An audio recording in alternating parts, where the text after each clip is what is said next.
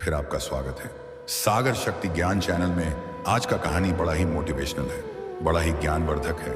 एक कौवा ने बताया, औलाद से इन दो चीजों की उम्मीद कभी मत करना, बुढ़ापे में दुखी नहीं रहोगे। कहानी शुरू करने से पहले अगर आप हमारे चैनल पर पहली बार आए हैं तो चैनल को सब्सक्राइब कर दीजिएगा। अच्छे अच्छे कमेंट किया करें ताकि हर आने वाले वीडियो का नोटिफिकेशन सबसे पहले आपको मिले, आप उसका फायदा उठा सकें। शुरू करते हैं आज की कहानी। ये प्यारा सा वीडियो प्राचीन समय की बात है। किसी जंगल में एक कौवा और कौवी का जोड़ा अपना घोंसला बना करके रहते थे। वह दोनों पति पत्नी एक दूसरे से बड़ा प्रेम करते थे। एक दिन की बात है, कौवा की पत्नी कभी गर्भवती हो जाती है, इस बात को जानकर कि अब वह दोनों माता पिता बनने वाले हैं। कौवा और कौवी बड़े प्रसन्न थे, बड़े खुश थे। कौवा अपनी पत्नी कौवी का बड़ा ख्याल रखता था, हर दिन उसे दाना पानी लाकर और घोंसले में दिया करता था। अब धीरे धीरे समय गुजरता है और कौवी का प्रसव काल निकट आ जाता है। अब कौवी बड़ी प्रसन्न थी। वह अपने पति कौवा से कहती है कि पिया जी, हमारी संतान आने वाली है। बहुत ही जल्द मैं अब अपने बच्चों को जन्म दूंगी। बुढ़ापे में वह हमारी खूब सेवा करेंगे, हमारा सहारा बनेंगे। अब हमें किसी बात की चिंता नहीं है, हमारी संतान हमारी खूब सेवा करेगी। कौवा कहता है कि प्रिय, हमें ऐसा नहीं सोचना चाहिए कि हमारी संतान हमारी सेवा करेगी या हमारा बुढ़ापे का सहारा बनेगी। कौवी कहती है कि पिया जी, ऐसा क्यों कह रहा? हर संतान अपने माता पिता की सेवा करती है, फिर हमारी संतान हमारी सेवा क्यों नहीं करेगी? तब कौवा कहता है कि प्रिय, मैं तुम्हें कहानी के माध्यम से बताता हूं कि बुढ़ापे में अपनी औलाद से माता पिता को इन दो चीजों की उम्मीद कभी नहीं करनी चाहिए। और जो भी मनुष्य इन दो बातों को याद कर लेगा वह अपने बुढ़ापे में कभी दुख नहीं भोगे। दोस्तों, अब कौवा अपनी कहानी प्रारंभ करता है। कौवा कहता है कि प्रिय, किसी नगर में एक व्यक्ति रहता था। उस व्यक्ति के घर में ईश्वर का दिया हुआ सब कुछ था। खूब रुपया पैसा, धन दौलत, मान सम्मान, सब कुछ होने के बाद भी वह पति पत्नी दुखी रहते थे। उनके दुख का कारण था कि ईश्वर की कृपा से उसके घर में सब कुछ था लेकिन कोई संतान नहीं थी। इस बात को लेकर दोनों पति पत्नी अक्सर चिंतित रहते थे। इस तरह दोनों पति पत्नी को एक साथ रहते हुए 15 साल गुजर जाते हैं और लेकिन उनके घर में कोई संतान नहीं होती है। वह व्यक्ति अपनी पत्नी को अच्छे से अच्छे डॉक्टर को दिखाता है, महंगे से महंगे अस्पताल में जाकर वह अपनी पत्नी का इलाज कराए, पवित्र तीर्थ स्थानों पर जाकर संतान मांगता है, मंदिर में जाकर माथा टेकता है। तब कहीं जाकर शादी के 20 साल बाद उसकी इच्छा पूरी होती है। ईश्वर की कृपा से उस व्यक्ति की पत्नी को एक पुत्र प्राप्त होता है। अस्पताल में बच्चे का जन्म होता है। पुत्र की बात सुनकर वह खुश हो जाता है।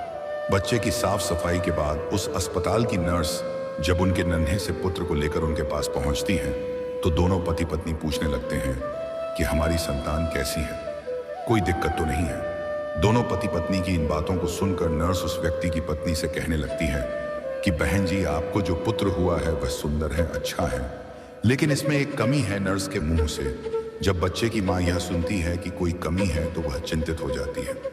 नर्स कहती है कि बहन, घबराने की कोई बात नहीं है। बहन जी, जो आपको पुत्र हुआ है वह सुंदर है, स्वस्थ है, बस उसमें एक कमी है कि उसकी एक आंख नहीं है। तुम्हारा पुत्र एक आंख से काना है, बस यही कमी है, बाकी सब ठीक है। जब उस माँ को यह पता चलता है कि मेरे बेटे की एक आंख नहीं है, मेरा पुत्र भी एक आंख से काना है, तो वह माँ रोने लगती है और अपने पुत्र को सीने से लगा लेती है और कहने लगती है कि कोई बात नहीं, मेरे पुत्र की एक आंख नहीं है तो क्या हुआ, एक आंख तो सही है, जैसा भी है, पर यह तो मेरे दिल का टुकड़ा है। मेरे लिए दुनिया का सबसे सुंदर बच्चा मेरा पुत्र है। प्रिय दर्शकों, माँ के लिए सभी संतानें बराबर होती हैं, चाहे कोई काला कुरूप हो या चाहे कोई गोरा और सुंदर। माँ कभी अपने बच्चों का शरीर नहीं देखती, वह उनकी आत्मा से जुड़ी होती है। माँ उस बालक को देखकर कहती है, कितना सुंदर है मेरा बच्चा। उस माँ की इन बातों को सुनकर नर्स की आंख में भी पानी आ जाता है। वह नर्स सोचने लगती है, यदि परमात्मा को संतान का सुख देना ही था तो इस पुत्र को दोनों आंखें दे देता, इसमें क्या चला जाता। वह माँ कहने लगती है कि कोई बात नहीं, जैसा भी है, आखिर है तो मेरा ही बेटा, पर आज इसकी अगर दोनों आंखें सलामत होती तो और भी अच्छा होता।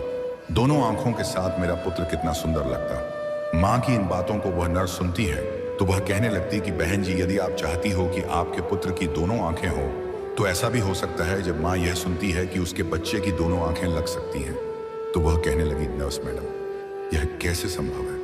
अब नर्स उन्हें बताते हुए कहती है कि ऐसा हो तो सकता है, उसके लिए आप दोनों माता पिता में से किसी एक को अपनी एक आंख देनी होगी। इससे आपके पुत्र की दोनों आंखें ठीक हो जाएंगी। प्रिय दर्शकों, नर्स की इन बात को जब वह व्यक्ति सुनता है तो कहने लगता है, कोई बात नहीं नर्स, मैडम हमारे पुत्र की एक आंख तो सही सलामत है।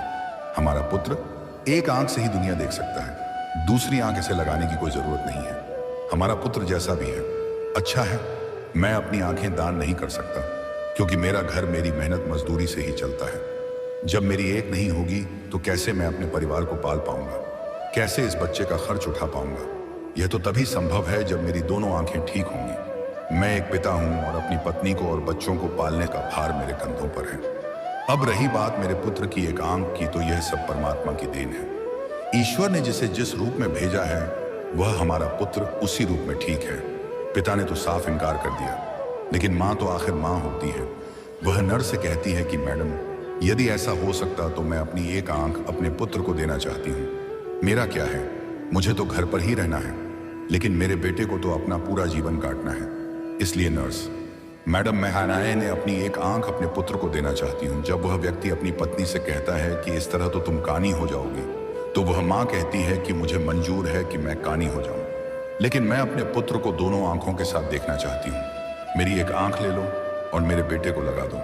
मेरे बेटे की जब दोनों आंखें होंगी तो दोनों आंखों के साथ वह कितना सुंदर लगे। मैं अपने पुत्र को एक आंख दान में देना चाहती हूँ। इस प्रकार माँ के कहने पर डॉक्टर उस माँ की एक आंख निकालकर उसके पुत्र को लगा देते हैं। इस तरह पुत्र की दोनों आंखें सही हो जाती हैं और माँ एक आंख पुत्र को देने के बाद कानी हो जाती है। कोवा आगे कोवी से कहता है कि प्रिय कुछ दिन तक सभी लोग अस्पताल में रहते हैं। जब दोनों माँ बेटे स्वस्थ हो जाते हैं तो अस्पताल से माँ बेटे को छुट्टी मिल जाती है। इस प्रकार वह व्यक्ति अपनी पत्नी और पुत्र को लेकर अपने घर आ जाता है और दोनों पति पत्नी मिलकर अपने पुत्र का पालन पोषण करने लगते हैं। इस प्रकार अपने बच्चे का पालन पोषण करते हुए और उनका पुत्र 5 साल का हो जाता है। सब कुछ अच्छा चल रहा होता है। तभी एक दिन उस बच्चे के पिता के किसी सड़क दुर्घटना में प्राण चले जाते हैं। जब उसकी पत्नी को अपने पति की मौत की खबर मिलती है तो वह बेचारी दहाड़े मारकर रोने लगती है। वह सोचने लगती है कि मेरा 5 साल का बच्चा है, घर में एक ही कमाने वाले थे और वह भी मुझे छोड़कर चले गए। अब मैं इस बच्चे का पालन पोषण कैसे कर पाऊंगी। अब यह सोच सोच कर वह दहाड़े मारकर रोने लगती है। उसका ना धोना सुनकर आस पड़ोस के लोग आ जाते हैं और उस लाचार माँ को समझाने लगते हैं, उसे धीरज रखने को कहते हैं और किसी तरह समझा बुझाकर उस व्यक्ति का अंतिम संस्कार करते हैं। इस प्रकार वह लाचार माँ अपने 5 साल के बच्चे के साथ जीवन बिताने लगती है। घर में जो जमा पूंजी थी वह सब तो संतान पाने की छाव में उसके इलाज करा में पहले ही खर्च हो चुकी थी। पति के मृत्यु के बाद जो भी बचता है वह पति के अंतिम संस्कार में चला जाता है। इस प्रकार वह माँ दूसरों के घरों में झाड़ू पोंछा करके, दूसरों के घरों में बर्तन मांज करके अपने पुत्र का पालन पोषण करने लगती है। वह माँ दूसरों के घरों में झाड़ू पोंछ करती, दूसरों के घरों में बर्तन साफ करती, लेकिन अपने पुत्र को कोई दुख तकलीफ नहीं होने देती। वह दूसरों के घरों में नौकरानी बनकर पैसे कमाती, अपने पुत्र को खेलने के लिए अच्छे अच्छे खिलौने लेकर आती, अपने पुत्र को अच्छे अच्छे वस्त्र लाकर देती, हर समय अपने बच्चे के साथ परछाई की तरह बनी रहती थी। जब उसका बेटा थोड़ा और बड़ा हो जाता है, जब वह पुत्र 6 साल का हो जाता है, तो एक दिन वह माँ अपने बेटे को लेकर एक विद्यालय में पहुंचती है और उस विद्यालय के प्रधानाचार्य से विनय पूर्वक कहती है कि भाई साहब, मुझे अपने बेटे का इस विद्यालय में दाखिला कराना है। प्रिय दर्शकों, वह माँ जिस विद्यालय में अपने बच्चे का एडमिशन कराने जाती है वह विद्यालय उस नगर का एक प्रसिद्ध विद्यालय होता है। उस विद्यालय में अमीर लोगों के बच्चे पढ़ते थे। जब उस विद्यालय का बड़ा मास्टर फटे पुराने कपड़े में उसकी माँ को देखता है तो सोचने लगता है कि बच्चा तो सुंदर है, लेकिन माँ कपड़ों से ऐसी लग रही है जैसे कोई भिखारी हो। ये बेचारी कहाँ से इस बच्चे की किताबें और इतनी महंगी फीस भर पाएगी। इसलिए वह समझाते हुए उस बच्चे की माँ से कहता है कि बहन जी, हमारे विद्यालय की फीस कुछ ज्यादा है। हमारे विद्यालय में अमीरों के बच्चे पढ़ते हैं, इसलिए व्यय होगा। आप अपने बच्चे का एडमिशन किसी सरकारी स्कूल में करा दें। मान सर जी की इन बातों को सुनकर माँ कहने लगती है कि सर जी, आप पैसों की चिंता मत करिए। आपकी जो भी फीस हुआ करेगी उसे मैं समय से जमा कर दिया करूंगी। मेरा इकलौता बालक है और मैं चाहती हूँ कि मेरा बच्चा पढ़ लिख कर बड़ा डॉक्टर बन जाए, इसलिए मैं इसे आपके विद्यालय में लेकर आई हूँ। प्रिय दर्शकों, वह बड़ा मास्टर जब उस माँ की इन बातों को सुनता है तो उस माँ की बातों को सुनकर वह बहुत ही प्रभावित होता है और उस बच्चे की माँ से कहता है, ठीक है बहन जी, यदि तुम जिद करती हो तो हम तुम्हारे बच्चे को रख लेते हैं। इस प्रकार उसके बच्चे का एडमिशन उस विद्यालय में हो जाता है और वह बालक विद्यालय में पढ़ने जाने लगता है। पहले तो वह माँ 5 घरों में झाड़ू पहुंचा करके अपनी गुजर कर लेती थी, लेकिन अब अपने पुत्र के एडमिशन के बाद अपने पुत्र की पढ़ाई की खातिर वह 10 घरों में काम करने लगी। वह माँ दूसरों के घरों में झाड़ू पहुंचा करके अपने पुत्र को पढ़ाने लिखाने लगती है। पढ़ते पढ़ते वह पुत्र जब 5वीं कक्षा में आ जाता है, जब उसकी उम्र 10 साल की हो जाती है, तो एक दिन स्कूल के सभी बच्चे मिलकर उस बालक को चिढ़ाने लगते हैं और खेल खेल में कहने लगते हैं कि देखो देखो, एक आंख वाली कानी का बेटा आ गया, इसकी माँ एक आंख से कानी है। वह लड़का जब अपने सहपाठियों की इन बातों को सुनता है तो क्रोध में भर जाता है। उसे बहुत बुरा लगता है। जब विद्यालय की छुट्टी होती है तो छुट्टी के समय हमेशा की तरह उसकी माँ उसे लेने आती है। आज भी वह एक आंख से कानी माँ अपने बेटे को स्कूल में लेने आई थी, तो वह लड़का अपनी माँ से कहता है कि माँ, कल से तुम मुझे विद्यालय में छोड़ने मत आना और बुलाने भी मत आना। जब माँ पूछती है कि पुत्र, यह बात हो गई, तुम ऐसा क्यों कह रहे हो, तो लड़का कहने लगता है कि माँ, तुम्हारी सूरत ठीक नहीं है, तुम एक आंख से कानी हो। तुम जब मेरे साथ विद्यालय में आती हो तो मेरे साथ के लड़के मेरा मजाक उड़ाते हैं और तुम्हारी वजह से मुझे शर्मिंदा होना पड़ता है। तुम ऐसी हो वैसी हो, इस तरह की वह बातें करते हैं। वह लड़का अपनी माँ से दुनिया भर की शिकायतें करता है। जब वह माँ अपने पुत्र के मुख से इन बातों को सुनती है तो उसे बहुत दुख होता है, लेकिन अपने पुत्र की इन बातों को सुनकर वह चुप रहती और अपने पुत्र की बातों को सहन कर लेती है। माँ कहती है, कोई बात नहीं पुत्र, तुम चाहते हो तो मैं तुम्हारे साथ कल से विद्यालय नहीं आऊंगी, लेकिन तुम अकेले विद्यालय कैसे आ पाओगे। अपनी माँ की इन बातों को सुनकर वह पुत्र कहता है, माँ, अब मैं बड़ा हो गया हूँ और अब मैं इस काबिल हो चुका हूँ कि मैं अकेला विद्यालय और जा सकता हूँ, इसलिए तुम्हें मेरे साथ विद्यालय आने की कोई जरूरत नहीं है। अपने पुत्र की इन बातों को सुनकर वह माँ कहती है, ठीक है पुत्र, आज के बाद मैं तुम्हारे स्कूल में तुम्हारे साथ नहीं आऊंगी, लेकिन बेटा तुम सावधानी से घर पर आना। तुम्हारे पिता के सड़क दुर्घटना की सोच सोच कर मुझे डर लगता है। पुत्र कहता है, माँ तुम चिंता मत करो, मुझे कुछ नहीं होगा, मैं अकेला ही आया जाया करूंगा। प्रिय दर्शकों, उस दिन के बाद से वह पुत्र अकेला ही विद्यालय आने जाने लगता है। जैसे जैसे पुत्र बड़ा होता गया वैसे वैसे ही पुत्र के खर्चे भी बढ़ते चले गए। जैसे जैसे पुत्र के खर्चे बढ़ते गए वैसे वैसे उस माँ पर काम का बोझ भी बढ़ता चला गया। प्रिय दर्शकों, धीरे धीरे समय गुजरता चला गया और इस प्रकार वह लड़का विद्यालय की पढ़ाई पूरी कर लेता है और उसके पूरी क्लास में सबसे अच्छे नंबर आते हैं। इसके बाद वह आगे की पढ़ाई करने के लिए शहर चला जाता है। जब पुत्र शहर में जाता है तो उधर उसकी माँ जो पैसा कमाती थी वह पैसा कम पड़ने लगता है, क्योंकि पहले तो सिर्फ किताबें और फीस का खर्चा था, लेकिन जब बेटा शहर चला जाता है तो उसके और भी खर्चे बढ़ गए थे। माँ जो भी पैसा कमाती थी वह कम पड़ने लगता है, लेकिन उस माँ ने हार नहीं मानी। पहले जहां 15 घरों में काम करके अपने बेटे का खर्चा पूरा करती थी, वहीं पुत्र के शहर जाने के बाद वह 30 घरों में बर्तन साफ करने लगी और झाड़ू पोंछा करती, दिन भर मेहनत करती और मेहनत करते करते रात के 11 बज जाते थे। तब जाकर वह बेचारी माँ अपने पुत्र के लिए महीने का जी भेज पाती थी। वह इसलिए इतनी मेहनत करती थी कि एक दिन जब उसका बेटा पढ़ लिख कर बड़ा डॉक्टर बन जाएगा तो मुझे सुख मिलेगा, एक ना एक दिन मुझे भी आराम मिलेगा। आज मेरी मेहनत से मेरा बेटा डॉक्टर बन जाएगा तो मेरे बेटे के साथ रहकर मैं भी सुखी रहूंगी। इसलिए वह माँ खूब मेहनत करती थी और घरों में काम करके अपने पुत्र के लिए पैसा भेजा करती थी। इस प्रकार मेहनत करते करते वह समय से पहले ही बूढ़ी हो जाती है। धूप में उसका गोरा रंग काला पड़ जाता है, लेकिन वह अपने पुत्र के लिए कोई दिक्कत नहीं होने देती है।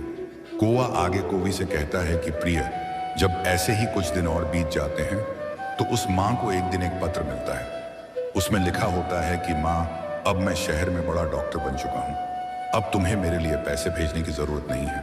प्रिय दर्शकों, जब उस माँ को यह पत्र मिलता है कि मेरा बेटा डॉक्टर बन गया है तो वह बहुत खुश हो जाती है और सोचने लगती है कि पति के जाने के बाद ये मेरा बेटा ही तो मेरा सहारा है और मेरी जैसी इच्छा थी कि बेटा डॉक्टर बन जाए, वह इच्छा भी मेरी पूरी हो गई। उस माँ के बेटे ने यह बात माँ को पत्र में लिखकर बताई थी कि माँ, मैं डॉक्टर बन गया हूँ, लेकिन वह बेटा अभी तक गांव में माँ से मिलने नहीं आया। जब उस बूढ़ी माँ को यह पत्र मिलता है तो वह बूढ़ी माँ पूरे गांव में मिठाइयाँ बांटती हैं और सारे गांव के लोगों को बड़े गर्व से बताती है कि उसकी मेहनत सफल हो गई, उसका बेटा अब डॉक्टर बन चुका है। इस प्रकार वह माँ अपने पुत्र के गाँव आने का इंतजार करने लगती है। वह माँ सोचने लगती है कि मेरे बेटे को शहर गए हुए बहुत समय बीत चुका है, अब वह डॉक्टर बन गया है तो वह मुझसे मिलने के लिए गांव जरूर आएगा। मैं अपने पुत्र की आरती उतारूंगा। अब वह माँ अपने पुत्र के आने की राह देखती है। हर दिन वह इंतजार करती है कि आज मेरा पुत्र आता होगा। किसी की गाड़ी घर के सामने से निकलती तो वह माँ दौड़ करके घर के बाहर जाती। उसे लगता है उसका पुत्र आया होगा। इस तरह इंतजार करते करते उसे कई दिन बीत गए। रात में उस माँ को नींद नहीं आती थी। वह सोचने लगती कि जाने क्या मजबूरी है, मेरा बेटा मुझे लेने क्यों नहीं आया, कब मुझे अपने साथ ले जाएगा। अब वह दिन नहीं आएंगे कि मैं दूसरों के घरों में बर्तन साफ करूं, दूसरों के घरों में झाड़ू पोंछ करूं। अब तो मैं आराम से बैठकर अपने बेटे की कमाई खाऊंगी। अब तो मेरे बेटे के घर में नौकर चाकर भी होंगे, गाड़ी बंगला भी होगा। अब मेरे दुख के दिन बीत चुके हैं। इसी तरह वह माँ सारे दिन तक के सपने देखा करती थी। इस तरह उस माँ को अपने बेटे का इंतजार करते हुए 1 साल बीत जा। लेकिन वह बेटा 1 साल में एक दिन भी माँ के पास नहीं आता है। फिर एक दिन उस माँ के पास बेटे का दूसरा पत्र आता है। उस पत्र में लिखा होता है कि माँ, मेरी शादी हो गई है और तुम्हें पता है जिस लड़की के साथ मेरा विवाह हुआ है वह बहुत ही अमीर घर की है। जिस लड़की से मेरा विवाह हुआ है वह एक बहुत बड़े डॉक्टर साहब की बेटी है। मैंने प्रसिद्ध डॉक्टर की बेटी के साथ अपना विवाह किया है। मेरी पत्नी बहुत ही सुंदर है। जब वह माँ उस पत्र में लिखी बातों को पढ़ती है तो उसकी आंखों से आंसू की धारा बहने लगती है। उसे बड़ा ही दुख होता है, क्योंकि माँ तो सोच रही थी कि अब बेटा डॉक्टर बन गया है तो मेरे बेटे के लिए अच्छे अच्छे रिश्ते आएंगे, मैं अपनी पसंद की लड़की के साथ अपने बेटे की शादी करूंगी। लेकिन उस पत्र को पढ़कर उस माँ के सारे अरमान धूल में मिल जाते हैं। वह माँ सोचती है कि हे भगवान, मैंने ऐसे कौन से पाप किए थे, ऐसी मुझसे कौन सी गलती हो गई जो मुझे इतनी बड़ी सजा मिल रही है। हर माता पिता का सपना होता है कि मैं अपने हाथों से अपने बेटे को दूल्हा बनाऊं, अपने हाथों से अपने बेटे को सजाऊं और अपना आशीर्वाद देकर अपने बेटे की शादी करूं। लेकिन मेरे पुत्र ने तो अपनी शादी में मुझे बुलाया तक नहीं, मुझे बताया तक नहीं और विवाह कर लिया। क्या मैंने यही दिन देखने के लिए अपने पुत्र को पढ़ा लिखा कर इतना बड़ा किया था? इसके लिए मैंने इतनी मेहनत मजदूरी करी थी, दूसरों के घरों में झूठे बरतन तन साफ किए, मेहनत मजदूरी करके पढ़ाया लिखाया, उसे इस लायक बनाया। क्या मेरा इतना भी अधिकार नहीं था जो मुझे मेरे बेटे ने अपनी शादी में भी नहीं पूछा? अब शादी करने के बाद पत्र लिखकर बता रहा है कि माँ, मैंने शादी कर ली। यह सोच सोच कर वह माँ पूरी रात आंसू बहा रही। इतना होने के बाद भी माँ अपने पुत्र को दुआएं देती रही। रोते रोते वह सो जाती है। फिर भी उस माँ के मुंह से अपने बेटे के लिए आशी ही निकलता है। कहती है, कोई बात नहीं बेटा, तुमने बिना बताए शादी कर ली, लेकिन मेरा आशीर्वाद तुम्हारे साथ है। अब माँ सोचती है कि मेरे पुत्र ने विवाह तो कर लिया, उसकी पत्नी भी आ गई। अब हो सकता है कि मेरा बेटा और बहू दोनों मिलकर मुझसे मिलने मेरे घर आए। मैं अपनी बहू को देखूंगी, बहू मेरे पैर दबाएगी, मैं अपनी पुत्र वधू को आशीर्वाद दूंगी। यह सोच सोचकर वह माँ अपने बेटा और बहू का इंतजार करने लगती है। प्रिय दर्शकों, इस तरह उस माँ को अपने बेटा और बहू का इंतजार करते करते 1 साल निकल जाता है। लेकिन 1 साल बीतने के बाद भी उस माँ से मिलने बेटा नहीं आता है, ना बहू आती है। फिर कुछ दिन बाद उस माँ को तीसरा पत्र मिलता है जिसमें लिखा होता है कि हे माँ, अब तुम दादी बन गई हो, भगवान की कृपा से हमारे घर बेटा आया है। जब यह खबर उस माँ को मिलती है तो उसका धैर्य जवाब दे जाता है, उसकी सहन शक्ति जवाब दे देती है। जिस माँ का पुत्र बड़ा डॉक्टर बन जाए, विवाह कर ले, उसका बेटा हो जाए और उसकी माँ को पता ना चले तो उसके दिल पर क्या बीतेगी। जिस पुत्र का जीवन बनाने में उस माँ ने अपना सब कुछ कुर्बान कर दिया, उस पुत्र का वर्षों से चेहरा ना देखा हो तो अपने पुत्र के लिए व्याकुल होना स्वाभाविक है। जब वह माँ अपने पुत्र के लिए ज्यादा व्याकुल हो जाती है तो उस माँ के मन में आता है कि अब तो रहा नहीं जाता। वो फिर कुछ देर के लिए वो विचारों में खो जाती है। सोचती है, चलो कोई बात नहीं, पोता भी हो गया है तो बहुत अच्छी बात है। अब मैं अपने पोता को देखूंगी, मैं अपने पोते को अपनी गोद में खिलाऊंगी, मैं उसके लिए पालना लाऊंगी। अब मेरा बेटा जरूर मेरी बहू और पोते के साथ मेरे पास आएगा। यही सब सोच सोच कर वह माँ व्याकुल होने लगती। जब इंतजार करते करते उस माँ को 7 महीने बीत जाते हैं और जब उस माँ से मिलने कोई भी नहीं आता है तो उस माँ के सब्र का बांध टूटने लगता है।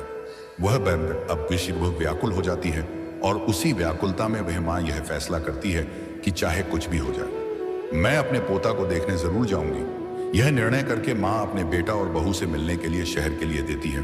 किसी तरह वह पता पूछते पूछते उस शहर में पहुंच जाती है जिस शहर में उसका बेटा रहता था। उस शहर में पहुंचकर वह बूढ़ी माँ एक ऑटो वाले को अपने पास बुलाती है और वाले को अपने बेटे का पत्र दिखाते हुए कहती है, बेटा मुझे इस जगह पर जाना है, ऑन्टो वाला पता देखता है और बूढ़ी माँ को अपने ऑन्टो में बैठा लेता है और उस बूढ़ी माँ को उस बताए हुए पते पर ले जाता है। कुछ समय के बाद वह ऑन्टो वाला बूढ़ी माँ को लेकर बड़े डॉक्टर के बंगले पर पहुंच जाता है और बंगले के सामने अपना ऑन्टो खड़ा कर देता है और माता जी से कहता है कि माँ जी, तुमने जो पता दिखाया था तुम उस पते पर पहुंच चुकी हो। यह जो साने बंगला है, यहीं रहते हैं डॉक्टर साहब। वह माँ उस ऑन्टो वाले को किराया देती है और अपना झोला उठाकर बंगले की तरफ चल देती है। माँ की नजर जब डॉक्टर साहब के बंगले पर पड़ती है तो वह खुश हो जाती है।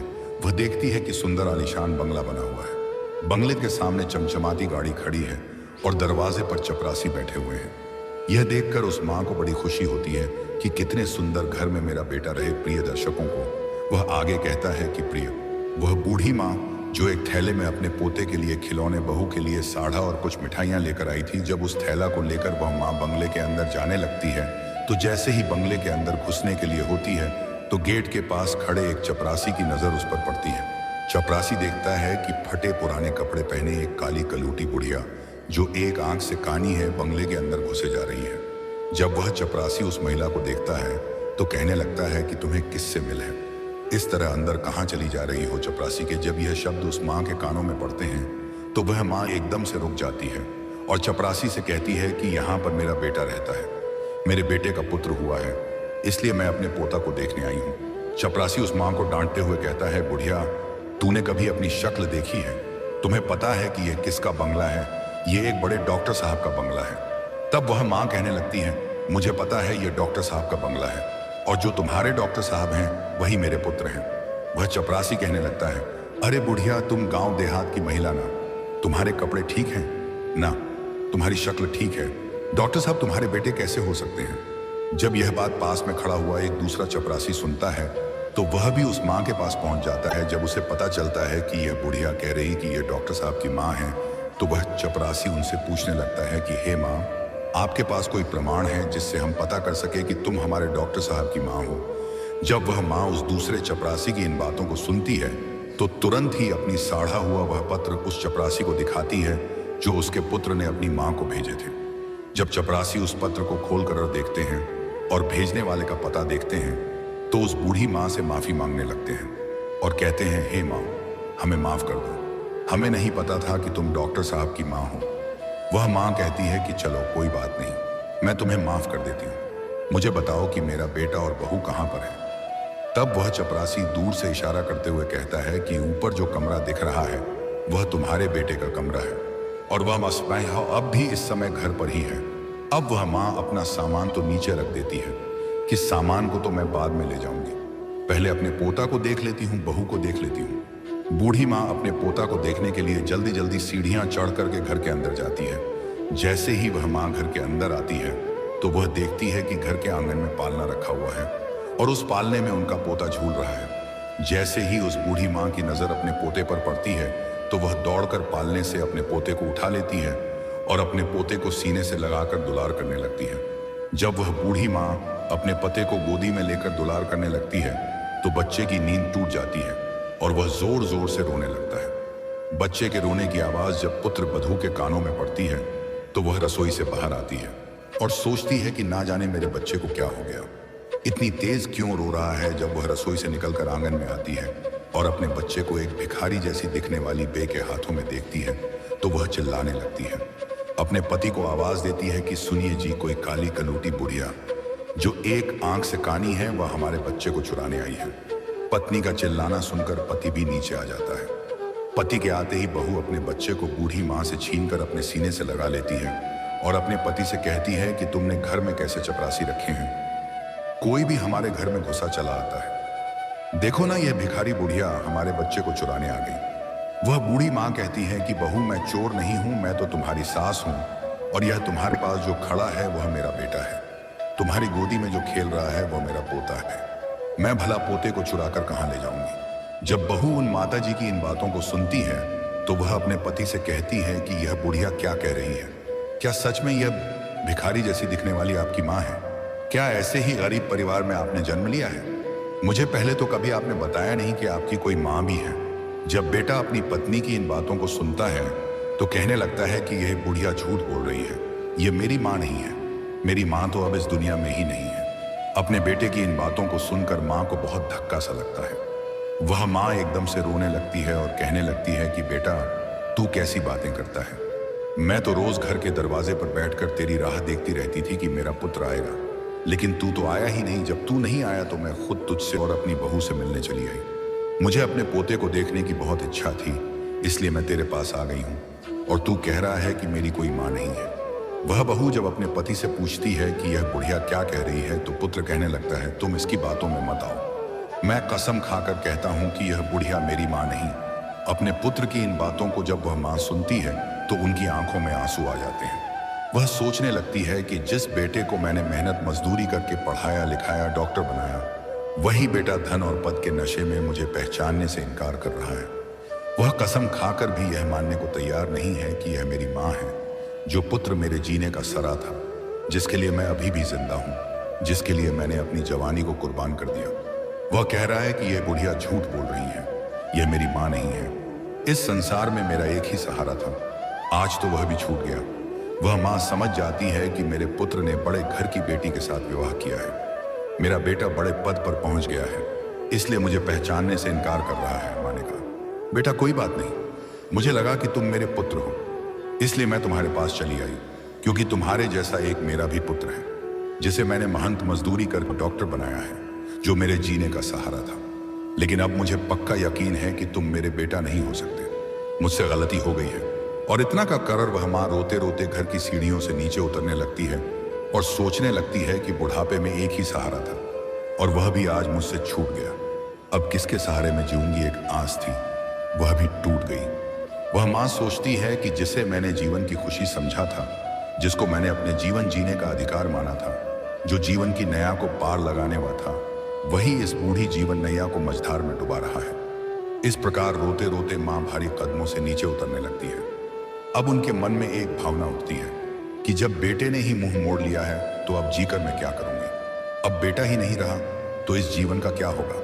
इस प्रकार वह माँ समायनिया अपने बेटे के घर से बाहर निकल जाती है और बंगले के बाहर जो चपरासियों का कमरा था वहां पहुंच जाती है और एक एक चपरासी को अपने पास बुलाकर कहती है, बेटा मुझे एक पत्र लिखवाना है, क्या तुम मेरे लिए इतना कर सकते हो। क्योंकि चपरासियों को तो पहले ही पता था कि यह बूढ़ी औरत डॉक्टर साहब की माँ है, इसलिए वह तुरंत ही कागज कलम ले आता है और पूछने लगता है कि बताओ माँ जी, मुझे क्या लिखना है। इस तरह बूढ़ी माँ बोलती जाती है और वह चपरासी लिखता जाता है। जब वह पत्र पूरा लिखा जाता है तो वह माँ उस चपरासी से कहती है, बेटा मुझे बहुत जोरों की प्यास लगी है, क्या तुम मेरे लिए थोड़ा पानी ला सकते हो। उस माँ के कहने पर चपरासी तो बूढ़ी माँ के लिए पानी लेने चला जाता है और इधर वह बूढ़ी माँ अपनी साड़ी का फंदा पंखे में डालकर और आत्महत्या कर लेती है। जब चपरासी पानी लेकर वापस लौटता है तो कमरे का नजारा देखकर हैरान रह जाता है। चपरासी देखता है वह माताजी फांसी के फंदे पर झूल रही है। अब तुरंत ही वह जाकर यह खबर डॉक्टर साहब को देता है। इस खबर को सुनकर वह पति पत्नी दौड़े दौड़े उस कमरे में आते हैं। आगे आगे डॉक्टर साहब और पीछे पीछे उनकी पत्नी दौड़ते हैं। जब वह पुत्र अपनी माँ को इस हालत में देखता है तो अपनी माँ को देखकर उसके पैरों तले जमीन खिसक जाती है। वह पुत्र अपना माथा पकड़ लेता है और माथा पकड़कर जमीन पर बैठ जाता है। वह सोचने लगता है कि मुझे नहीं पता था कि मेरी बातें मेरी माँ को इतनी बुरी लगेंगी। मैं तो अपनी पत्नी को झूठी शान शौकत दिखाने के कारण माँ को पहचानने से इनकार कर रहा था, इसलिए कह दिया कि मेरी कोई माँ नहीं है। मुझे डर था कि मेरी असलियत जानकर मेरी पत्नी मुझे छोड़ ना दे, इसलिए मैंने यह बोल दिया कि मेरी कोई माँ नहीं है। लेकिन तुमने तो मेरे झूठ को सच बना दिया। एक बार पुत्र की मजबूरी के बारे में सोचा होता। प्रिय दर्शकों, तभी डॉक्टर साहब की पत्नी की नजर फांसी पर झूलती हुई उस माँ के हाथों पर पड़ती है। जब उस बेटे की पत्नी फांसी पर झूलती हुई माँ के हाथों में कागज का टुकड़ा देखती है तो वह उस कागज के टुकड़े को बूढ़ माँ के हाथों से लेकर पढ़ने लगती है। पढ़ते पढ़ते उसकी आंखें भर आती हैं। उस पत्र में लिखा हुआ था कि बेटा मेरा आशीर्वाद है कि तुम खूब उन्नति करो, मेरा आशीर्वाद तुम्हारे साथ है। मैं जाते जाते तुम्हें कुछ राज बताना चाहती हूँ। बेटा मैं अच्छी नहीं दिखती हूँ तो उसके पीछे भी एक कारण तुम ही हो। जब तुम्हारा जन्म हुआ था उस समय तुम्हारी एक आंख नहीं थी। मैंने अपनी एक आंख तुम्हें देकर तुम्हें सुंदर बनाया था, सुंदर रूप दिया, और मैं कुरूप हो गई। और उसी कुरूप चेहरे से तुम नफरत करते हो क्योंकि मैं कानी हूं और दूसरा मेरा रंग काला है। यह भी ऐसा नहीं था बेटा। आज तुम जिस मुकाम पर बैठे हो उस मुकाम पर तुम्हें पहुंचाने के लिए मैंने दिन रात मेहनत की है। मैंने कभी नहीं देखा कि कितनी गर्मी है, कितनी सर्दी है। तुम्हें पढ़ाने लिखाने के लिए, तुम्हारे खर्चे उठाने के लिए मैं काली कलूटी हो गई। उसका भी मुझे कोई मलाल नहीं है। तुम सुंदर हो, इसकी मुझे खुशी है। मैं तुम्हें देखना चाहती थी, अपने पोता को देखना चाहती थी, अपनी बहू से मिलना चाहती थी, इसलिए मैं शहर चली आई। क्योंकि तुमने तो कभी गांव आकर मेरा हाल नहीं पूछा। लेकिन जब मैं स्वयं चलकर तुमसे मिलने आई तो तुमने तो मुझे पहचानने से इनकार कर दिया। इसीलिए लगा कि अब दुनिया में मेरा कोई नहीं है। अब जीने का मेरा उद्देश्य खत्म हो गया है। जब कोई रहा नहीं तो मेरे जीने का क्या क्या फायदा। बेटा, जाते जाते ईश्वर से प्रार्थना करती हूँ कि तुम सदा खुश रहो, तुम्हारी संतान खुशी रहे। जब उस बेटे की पत्नी यह पत्र पढ़कर अपने पति को सुनाती है तो उस बेटे का सर शर्म से नीचे झुक जाता है। उसे अपने आप से घृणा होने लगती है कि जिस माँ ने मेरी जिंदगी बनाने में अपना सब कुछ निछावर कर दिया, वही माँ आज मेरी चौखट पर मुझसे मिलने आई तो मैंने एक गिलास पानी तक नहीं पूछा। इस प्रकार दोनों पति पत्नी अपनी गलती के लिए उस मरी हुई माँ से माफी मांगते हैं। लेकिन अब क्या हो सकता था, वह माँ तो उनकी माफी सुनने के लिए वहां मौजूद नहीं थी। उनसे बहुत दूर जा चुकी थी, जहां से कोई नहीं आता। अब डॉक्टर साहब के जीवन में सिर्फ पछताना ही रह गया था। कैसी ये दुनिया है।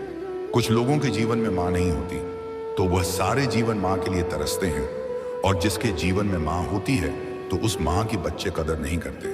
पत्नी और बच्चे दोबारा मिल सकते हैं पर माँ दोबारा नहीं मिल सकती। प्रिय दर्शकों, एक संतान ही माता पिता के जीने का सहारा होती है, बुढ़ापे की लाठी होती है। ऐसे में जब बेटा ही अपने धन के नशे में, अपने पद के नशे में माता पिता को पहचानने से इनकार कर देता है, या अपने माता पिता को भुला देता है, या घमंड में आकर उनका अपमान कर देता है, तो दुनिया में माता पिता को सबसे बड़ा दुख ऐसे ही बेटों से होता है। माता पिता अपनी संतानों का भविष्य बनाने के लिए, उन्हें सफल बनाने के लिए अपना पूरा जीवन लगा देते हैं, और जब वही संतान धन और पद के नशे में अपने माँ बाप का अपमान करती है तो उन्हें बहुत ही पीड़ा होती है। कौवा आगे कहता है कि प्रिय, यदि आपके माँ बाप हैं तो उनका आदर करना चाहिए, क्योंकि मनुष्य की सफलता में माँ बाप का ही योगदान है। कुछ मूर्ख बच्चे पूछते हैं कि माँ, तुमने हमारे लिए क्या किया है। अरे मूर्ख बच्चे, जो कुछ किया है माता पिता ने ही तो किया है। तुमको बनाया, तुमको पढ़ाया लिखाया, तुम्हें पालने में दुख उठाया। माता पिता को भूलकर तुम तो अपने आप को भूल गए हो। बच्चा यह भूल जाता है कि माँ बाप के अतिरिक्त दुनिया में दूसरा उसका कोई भला चाहने वाला नहीं है। माता पिता मर के भी तुम्हारा भला ही चाहेंगे। ऐसा हितेश तुम्हें कहाँ मिलेगा। और सब लोग जो तुम्हारे अपने होने का दावा कर कर रहे हैं, वह सिर्फ एक निश्चित समय तक और एक मतलब तक ही तुम्हारा भला चाहते हैं। लेकिन माता पिता बिना स्वार्थ के जीवन भर तुम्हारा हित चाहते हैं। कौवा आगे कहता है कि प्रिय, एक पुत्र को जन्म देने में एक स्त्री अपनी सुंदरता को खो देती है, लेकिन वही पुत्र जब जवान होता है, जब उसकी शादी हो जाती है, तो वही पुत्र अपनी पत्नी की सुंदरता में अपने माता पिता को खो देता है। माता पिता अपनी संतान के सुखों के लिए सब कुछ त्याग देते हैं, लेकिन जब बच्चे बड़े हो जाते हैं, कुछ देने के काबिल हो जाते हैं, तो हम क्या देते हैं? सिर्फ आंसू, लाचारी, दुख और अकेलापन। जो संतान माता पिता को सिर्फ इसलिए भुला देती है कि उनके बुढ़ापे को देखकर आपके मित्रों में आपकी इज्जत कम हो जाएगी, तो यह उनकी सबसे बड़ी भूल है। उम्र के इस पड़ाव पर पहुंचने के बाद आपकी और आपके मित्रों की भी यही हालत होगी। आपका भी रूप और जवानी इसी तरह की हो जाएगी। आपके भी उस रूप को देखकर लोग आपसे नफरत करने लगेंगे। कौवा आगे कहता है कि प्रिय, जवानी में माता पिता को औलाद से किन किन चीजों की उम्मीद भूलकर भी नहीं करनी चाहिए, को ध्यान देकर सुनो। नंबर 1, कि आपकी औलाद आपके बूढ़े होने पर आपका सहारा बन सकती है। इस बात की उम्मीद बिल्कुल ना करें। इसलिए पहले से ही अपने आप को मजबूत बनाकर रखें। अपने आप को स्वयं संभालने में सामर्थ्यवान बनाएं। कुछ जमा पूंजी इकट्ठी करके रख रखें। नंबर 2, कभी इस बात का भ्रम ना रखें कि आपकी संतान आपको नहीं भूलेगी। पत्नी और बच्चों के प्रेम में पड़कर पद प्रतिष्ठा के नशे में वह आपको भी भूल सकते हैं। इसलिए उनसे उतनी ही उम्मीद रखिए जितनी उनके दूर होने पर आपको दुख न दे। हमारी आज की यह कहानी यहाँ समाप्त होती है। हम उम्मीद करते हैं कि आपको हमारा आज का यह वीडियो, आज की यह कहानी पसंद आई होगी और आप इससे ढेर सारी प्रेरणा लेंगे। मिलते हैं अगली ज्ञान चर्चा के साथ। नमस्कार। बूढ़ी चिड़िया ने बताया कि बुढ़ापे में औलाद साथ क्यों छोड़ जाती है। आज का वीडियो सभी को पूरा देखना चाहिए, क्योंकि बुढ़ापा तो एक दिन सभी पर आएगा। जो आज बालक है वह कल युवा बनेगा, परसों जवान बनेगा, और आगे फिर बुढ़ापा स्वीकार करना ही पड़ेगा। चाहे कुछ भी कर लो, इसमें किसी की नहीं चलती है। ऐसा नहीं है कि कोई व्यक्ति अधिक धनवान है तो वह कुछ रिश्वत दे देगा और बुढ़ापा उस पर असर नहीं करेगा। ऐसा नहीं है कि कोई बड़ा बहादुर है, लोग उससे डरते हैं तो बुढ़ापा भी उसके डर से उसके पास नहीं जाएगा। चाहे कोई ज्ञानी हो, धनी हो, बली हो या गुणी हो, सबके सारे हुनर धरे के धरे रह जाएंगे। जब बुढ़ापा आपके ऊपर आएगा तब इसलिए यह जानकारी सबको ध्यान से सुननी चाहिए। प्रिय दर्शकों, आपको इस वीडियो से पता चलेगा कि औलाद बुढ़ापे में साथ क्यों छोड़ जाती है। इस बात को समझाने के लिए हमें इस कहानी को ध्यान से सुनना चाहिए। किसी जंगल में एक बहुत बड़ा बरगद का वृक्ष था। उस वृक्ष पर हजारों भांति भांति के पक्षी दिन भर किलोल करते रहते थे, अर्थात पूरे जंगल के पक्षी उस वट वृक्ष पर विश्राम करने के लिए जाते रहते थे। कुछ पक्षियों का तो वह वृक्ष स्थायी निवास था। उस वृक्ष पर रहकर पक्षी अपार आनंद की अनुभूति प्राप्त करते थे। कहते हैं, हम जब किसी स्थान पर या किसी व्यक्ति के साथ एक लंबे समय तक रहते हैं तो हमें उससे लगाव हो जाता है। इसी तरह उस वृक्ष पर रहने वाले सभी पक्षियों को उस वट वृक्ष से मोह हो गया था। एक दिन के बाद जंगल में सूखा पड़ गया। कई वर्षों से पानी नहीं बरसा था। जंगल के वृक्ष सूखकर मुरझाने लगे। वह वट वृक्ष भी पानी न मिलने के कारण सूखने लगा। समस्त पक्षी धीरे धीरे करके उस वृक्ष को छोड़ करके जाने लगे। जब वह वृक्ष पूरे तरीके से सूख गया और उसके पत्ते डालियां टूटकर नीचे गिरने लगे तो उस वृक्ष पर रहने वाले सारे पक्षी उस वृक्ष को त्याग करके किसी दूसरे स्थान पर चले। केवल एक बूढ़ी चिड़िया उस वृक्ष पर अकेली बैठी रह गई। उसने देखा कि वृक्ष पर रहने वाले सारे पक्षी एक एक करके वहां से जा चुके हैं। कुछ पक्षियों ने उस बूढ़ी चिड़िया से भी चलने को कहा, परंतु चिड़िया ने जाने से मना कर दिया। बूढ़ी चिड़िया ने सोचा कि मेरा जन्म इसी वृक्ष पर हुआ है, इसी वृक्ष पर मैं खेल कूद कर बड़ी हुई हूं। मेरे जीवन के सारे सुख मुझे इसी वट वृक्ष ने दिए हैं। आज जब इसके ऊपर विपत्ति आई है तो मैं इसे विपत्ति में अकेला छोड़कर कैसे जा सकती हूँ। इस वृक्ष ने मुझे पाल पोस कर और बड़ा किया है, दुख सुख में मेरा साथ दिया है। मुझ पर इस वृक्ष का उद्धार है। मैं मरकर भी इस वृक्ष को छोड़कर नहीं जाऊंगी। वह लोग बड़े खुदगर्ज होते हैं जो अपने माँ बाप को बुढ़ापे में छोड़कर चले जाते हैं या परदेश में रहकर सुखपूर्वक जीवन यापन करते हैं, घर पर अपने वृद्ध जनों को भूल जाते हैं। ऐसी संतान के लिए धिक्कार है जो अपने माँ बाप के बुढ़ापे का सहारा नहीं बनती है। सोचो, जब तुम असहाय थे, जब तुम कमजोर थे, जब तुम्हारे माँ बाप ने तुम्हारा साथ छोड़ा था क्या? जब तुम बीमार हुए थे तब वह तुम्हें छोड़कर कहीं गए थे क्या? जब तुमने किसी से झगड़ा किया था और तुम झगड़े में पड़ गए थे तो क्या तुम्हारे माँ बाप ने तुम्हें अकेला छोड़ दिया था? जब तुम्हारे माँ बाप के मन में किसी अच्छी चीज को खाने की इच्छा उत्पन्न हुई थी तब उन्होंने वह चीज तुम्हें छोड़कर कभी अकेले खाई थी क्या? आज वह बूढ़े हो गए हैं तो तुम्हें उनसे घृणा होने लगी है। तुम्हारे लिए उन्होंने इतना किया, तुम उनके लिए इतना भी नहीं कर सकते कि उनके बुढ़ापे की लाठी बन जाओ। बूढ़ी चिड़िया ने मरते दम तक वृक्ष का साथ ना छोड़ने की कसम खा ली। कुछ दिन और बीते तो वह वृक्ष बिल्कुल जर्जर हो गया। अब दीमक भी उसे खाने लगी, लेकिन चिड़िया उसे छोड़कर नहीं गई। दिन में थोड़ा इधर उधर घूमकर अपना भोजन जुटा लेती थी और शाम होने पर उसी सूखे हुए वृक्ष पर आकर बैठ जाती थी। इसी तरह से कई रोज बीत गए। प्रिय दर्शकों, जो पक्षी उसे छोड़कर दूसरे स्थान पर चले गए थे, ये उन्होंने सोचा कि चिड़िया काकी अभी भी उसी सूखे वृक्ष पर बैठी रहती है। क्यों ना हम सब मिलकर कर के पास चले और उन्हें समझा बुझाकर अपने पास बुला लाए। यही सोचकर कुछ पक्षी बूढ़ी चिड़िया के पास गए और उनसे अपने साथ चलने का आग्रह किया। कहने लगे, चिड़िया काकी, तुम कहाँ इस सूखे वृक्ष पर बैठी रहती हो? इस वृक्ष का जीवन खत्म हो चुका है। मरे के साथ में मरना कहाँ की समझदारी है। विद्वान कहते हैं वही जीविका श्रेष्ठ है जिसमें धर्म की हानि ना हो। वही देश श्रेष्ठ है जहां कुटुंब का पालन होता हो। यह बिल्कुल जर्जर हो गया है। दीमक इसे रात दिन खा रही है। किसी दिन हवा के तेज झोंके से यह गिर जाएगा, फिर तुम कहां जाओगी? विद्वान लोग कहते हैं कि शत्रु, कर्जा, अग्नि, बीमारी, इन चारों को समय रहते दबा देना चाहिए। जो इनसे अपना समाधान नहीं करता वह बेमौत मारा जाता है। ठीक इसी प्रकार तुम्हें भी इस वृक्ष को छोड़कर किसी खुशहाल स्थान पर अपना निवास बना लेना चाहिए। समस्त पक्षियों के समझाने पर भी बूढ़ी चिड़िया उस वृक्ष को छोड़ने के लिए तैयार नहीं हुई। कहने लगी, भाइयों, यह वृक्ष मेरे माँ बाप के समान है। मेरे माता पिता मुझे जन्म देकर इसी वृक्ष पर मुझे छोड़कर चले गए थे। उनके जाने के बाद मैं इसी वृक्ष पर खेलकर बड़ी हुई हूँ। जीवन के सारे सुख मैंने इसी वृक्ष पर पाए हैं। बचपन से लेकर बुढ़ापे तक का सफर मैंने इसी वृक्ष पर व्यतीत किया है। अब इस मुश्किल घड़ी में मैं इसका साथ छोड़कर कैसे चली जाऊं? यह मेरी सबसे बड़ी खुदगर्जी होगी। छोड़ कैसे चली जाऊं? ये मेरी सबसे बड़ी खुदगर्जी होगी, क्योंकि कहते हैं भक्त सेवक और शरणागत। जो यह कहता हो कि मैं आपका ही हूं, तो इन लोगों को संकट पड़ने पर भी नहीं छोड़ना चाहिए। जो इन्हें संकट पड़ने पर छोड़कर जाता है, उसे बहुत बड़ा पाप लगता है। और जिसने अपना पालन पोषण किया हो, दुख में साथ ना छोड़ा हो, जो ऐसे माता पिता को छोड़ता है तो वह जघन्य अपराध का भागी होता है।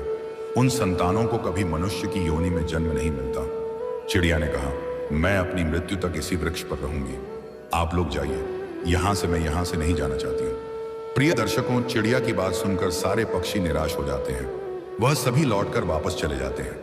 कुछ कुछ पक्षी तो कहने लगते हैं कि भाई, या इस बूढ़ी चिड़िया के साथ साथ इसकी बुद्धि भी सट गई है, इसीलिए उसे हमारा समझाना अच्छा नहीं लगता है। अगले दिन कुछ पक्षी फिर उसे समझाने के लिए आए, लेकिन चिड़िया ने जाने से फिर मना कर दिया। इस बार सारे पक्षी लौटकर अपने घर नहीं गए। वह सभी पक्षी सीधे इंद्र देवता के पास पहुंचे और उन्हें सारी बात बता दी कि हे भगवान, हम जिस वन में रहते हैं वहां कई वर्षों से पानी नहीं बरसा है। पूरा जंगल पानी से वंचित है। सारे पेड़ पौधे सूख चुके हैं। जंगल के सभी जीव जंतु जंगल छोड़कर दूसरे स्थान पर चले गए हैं। पर दुख की बात यह है कि जिस बरगद के पेड़ पर हम लोग रहते थे, उसी वृक्ष पर एक बूढ़ चिड़िया भी रहती थी। हम लोग तो चले गए, पर वह चिड़िया अभी भी उसी वट वृक्ष पर बैठी हुई है। वह उस वट वृक्ष को छोड़कर कहीं नहीं जाना चाहती। वृक्ष सूखकर जर्जर हो चुका है। वह कभी भी गिर सकता है। हम लोग उन्हें समझाने गए थे, पर वह फिर भी उस वृक्ष को छोड़ने के लिए तैयार नहीं हुई। वह कह रही थी कि मरते दम तक मैं इस वृक्ष का साथ नहीं छोड़ूंगी। इसीलिए हे भगवान, आप स्वयं चलकर उन्हें समझा दीजिए, शायद वह आपका कहना मान जाए। प्रिय दर्शकों, पक्षियों के निवेदन को इंद्र ने स्वीकार कर लिया और इंद्रदेव उन पक्षियों के साथ उस वन में जाकर उस बूढ़ी चिड़िया को समझाने लगते हैं। इंद्रदेव कहते हैं, हे चिड़िया रानी, मैं इंद्र तुम्हें समझाने आया हूं। यह वृक्ष बहुत ही ज्यादा जर्जर स्थिति में पहुंच गया है। इसकी डालियां सूखकर गल चुकी हैं। इस पर छाया के लिए एक भी सूखा पत्ता नहीं बचा है और आप भी बहुत बूढ़ी हो चुकी हो।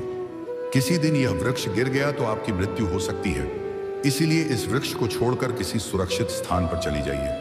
प्रिय दर्शकों, इंद्र की बात सुनकर बूढ़ी चिड़िया कहने लगी, हे भगवान, एक बात बताओ। जब मेरा जन्म हुआ था तो मेरे माता पिता मुझे इसी वृक्ष पर छोड़कर स्वर्ग सिधार गए थे। मैं जब असहाय थी तो मुझे इसी वृक्ष ने पाल पोस कर बड़ा किया। मैं इसी पर खेली कूदी हूँ। इसी पर रहकर मैंने सारे सुख उठाए हैं। इसी वृक्ष पर रहते रहते मैं बूढ़ी हो गई। मेरा पूरा जीवन इसी वृक्ष की छांव में बीता है। आज जब इस वृक्ष पर विपत्ति आ गई तो मैं इसे छोड़कर कैसे चली जाऊं? अक्सर लोग यही करते हैं कि विपत्ति आने पर या गरीबी में वह अपने हितेश होकर अपने प्रिय बंधुओं का साथ छोड़कर चले जाते हैं।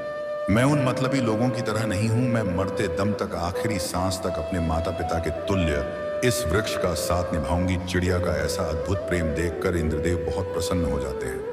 कहते हैं, चिड़िया, मैं तुम्हें वरदान देना चाहता हूं, बताओ तुम्हें क्या चाहिए? तब चिड़िया कहती है, भगवान, यदि देना चाहते हो तो मुझे कोई वरदान नहीं चाहिए। इस बरगद के वृक्ष को वरदान दे दीजिए ताकि यह हरा भरा हो जाए, इसकी आयु बढ़ जाए। मैं तो वैसे भी बूढ़ हो चुकी हूँ। थोड़े बहुत दिन का जीवन और शेष बचा है। मेरे बाद इस वृक्ष की छां माया में हजारों पक्षी सुखी रहेंगे। सबका भला होगा तो मुझे भी खुशी होगी।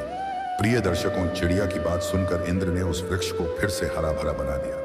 पूरे जंगल में पानी बरसा दिया। सारे जंगल के वृक्ष फिर से हरे भरे हो गए। चारों तरफ हरियाली छा गई। जो जीव जंतु पशु पक्षी जंगल को छोड़कर चले गए थे, वह फिर से उसी जंगल में लौट आए। सारे पक्षी उसी बरगद के पर आकर रहने लगे। सब पक्षी उस बूढ़ी चिड़िया काकी की खूब सेवा करने लगे। उनके लिए भोजन पानी सब वही लाकर देते थे। प्रिय दंश को इस प्रकार चिड़िया का शेष जीवन सुखपूर्वक बीत गया। हमें इस कहानी से यह सीख लेनी चाहिए कि अपनों का बुरे वक्त में कभी साथ नहीं छोड़ना चाहिए। खास करके जिसने आपको जन्म दिया है, उस मां का और पालन पोषण करने वाले उस पिता का जो आपके जीवन दाता है। आपको पाल पोस कर कर बड़ा करने में उन्होंने बहुत तकलीफ उठाई है। उनके बुढ़ापे में अगर आप सहारा नहीं बन पाए तो यह जीवन किसी काम का नहीं रहेगा। अगर आपको हमारा यह वीडियो पसंद आया तो एक लाइक कर दीजिए और अपने दोस्तों को भी शेयर कर दीजिएगा। अगर आपने हमारे चैनल को अभी भी सब्सक्राइब नहीं किए हैं तो कृपया सब्सक्राइब जरूर कर लीजिएगा। मिलते हैं ऐसे ही एक किसी नई कहानी के साथ। जय श्री कृष्ण, राधे राधे, धन्यवाद।